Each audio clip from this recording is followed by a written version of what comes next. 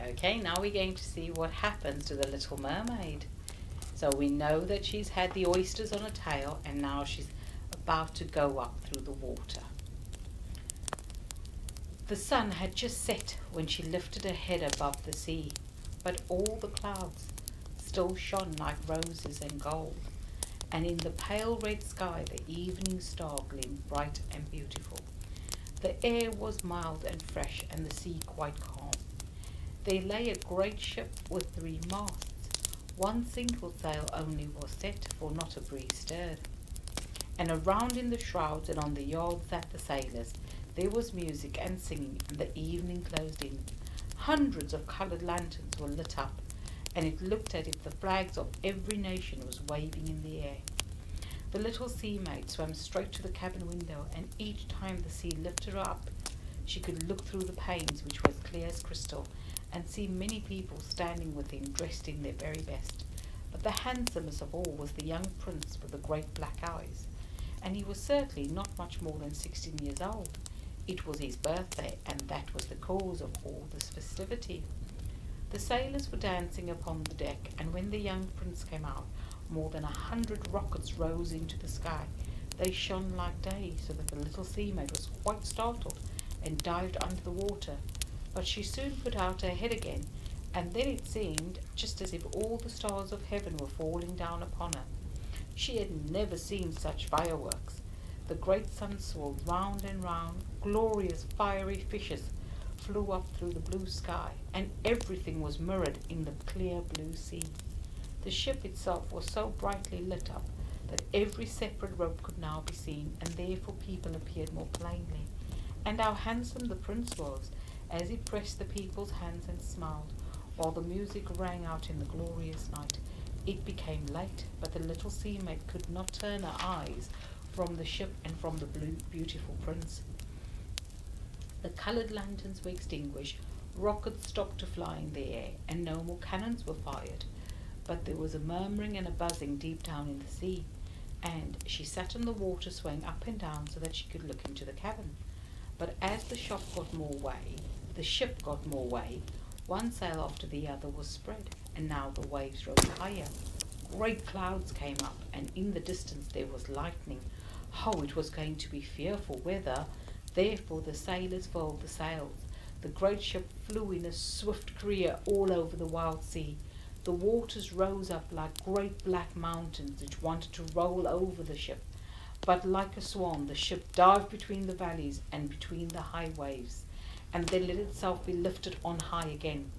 To the little sea maid this seemed like a merry sport, but to the sailors it appeared very differently. The ship groaned and creaked, and the thick planks were bent by the heavy blows. The sea broke into the ship, and the mainmast snapped like a thin reed. The ship lay on over her side while the water rushed into the hold. Now the little sea maid saw that the people were in danger. She herself was obliged to take care to avoid the beams and fragments of the ship, which was floating about on the water. One moment it was so pitch dark that not a single object could be seen, and when it lightened it became so bright that she could distinguish everyone on board. Everyone was doing the best he could for himself. She looked particularly for the young prince, and when the ship parted she saw him sink into the sea. At first she was very glad, for now he would come down to her. But then she remembered that people could not live in the water, and that when he got down to her father's palace he would certainly be dead. No, he must not die. So she swam among the beams and the planks that strewed the surface, quite forgetting that one of them might have crushed her. Diving down deep under the water, she again rose up high among the waves, and in this way she came last to the prince, and she could scarcely swim any longer in the stormy sea. His arms and legs began to fail him. His beautiful eyes closed, and he would have died had the little sea maid not come. She held his head up over the water and then allowed the waves to carry her and him where they wanted. When the morning came, the storm had passed. Of the ship not a fragment was to be seen. The sun came up red and shining over the water, as if its beams brought back the hue of life to the cheeks of the prince, but his eyes remained closed. The sea maid kissed his high fair forehead and pushed back his wet hair, and he seemed to her to be like a marble statue in her garden. She kissed him again and again and hoped that he might live. Now she saw in front of her the dry land, the high blue mountains, on whose summits the snow gleamed as if the swans were lying there. Down on the coast were glorious green forests and a building, and she could not tell whether it was a church or a convent stood there. In its garden grew orange and citron trees, and high palms waved in front of the gate. The sea formed a little bay there. It was quite calm, but very deep.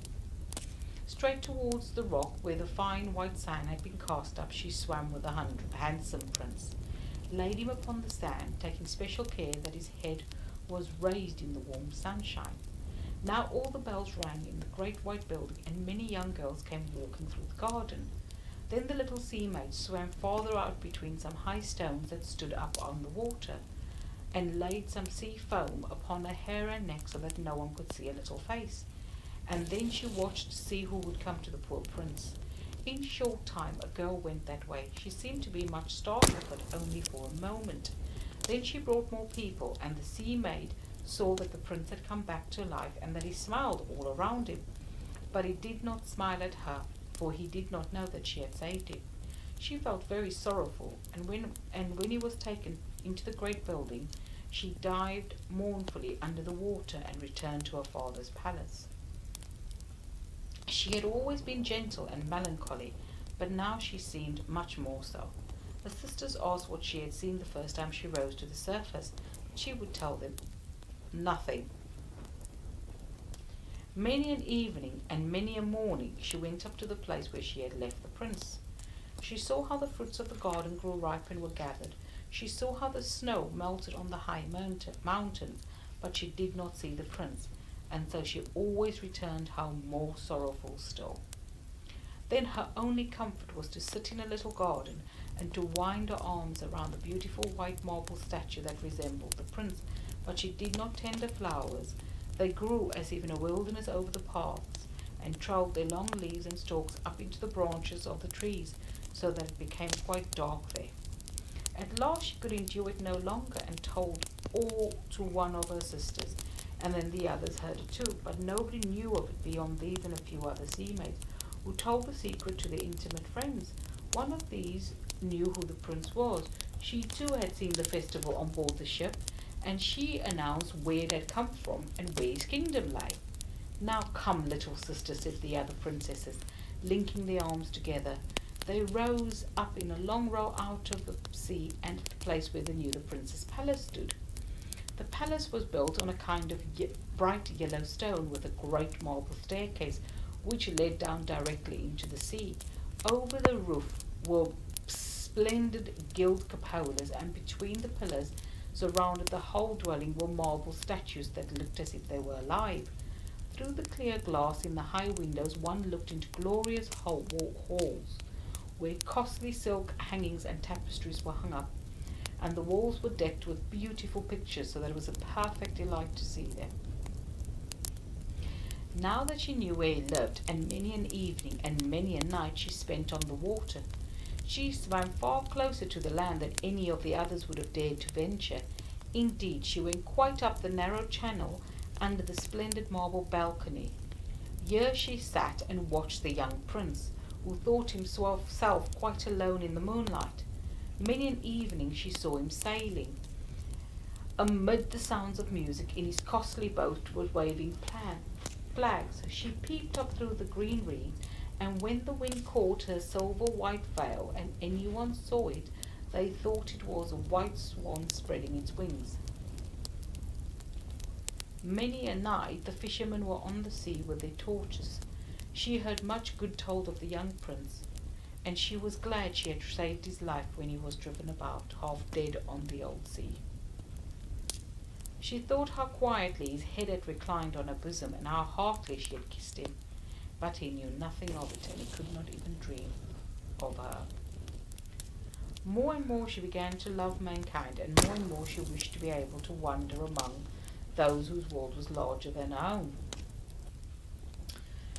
There was much she wished to know, but her sisters could not answer all her questions. Therefore she asked her old grandmother. The old lady knew the upper world, which she rightly called the countries above the sea, very well. "If people are not drowned," asked the little sea maid, "can they live forever? Do they not die as we die down here in the sea?" "Yes," replied the old lady.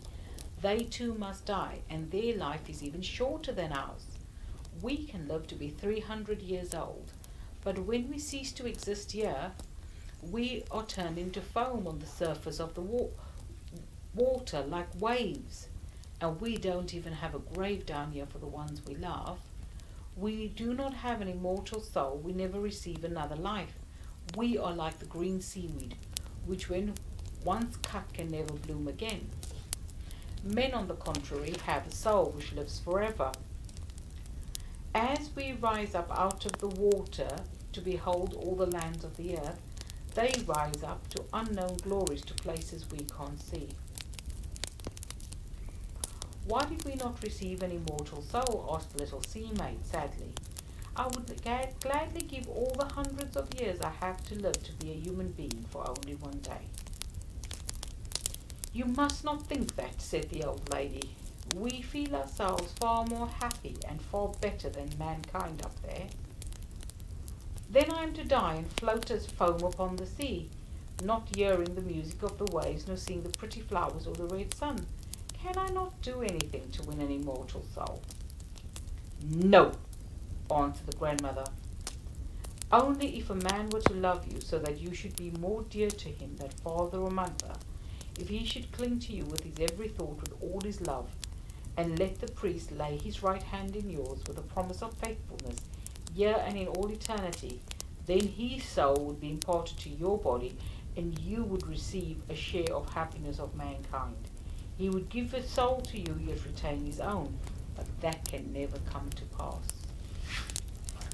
What is considered beautiful here in the sea, your fishtail, they would consider ugly on earth, as they don't understand it. There one must have two clumsy supports they called legs to be beautiful."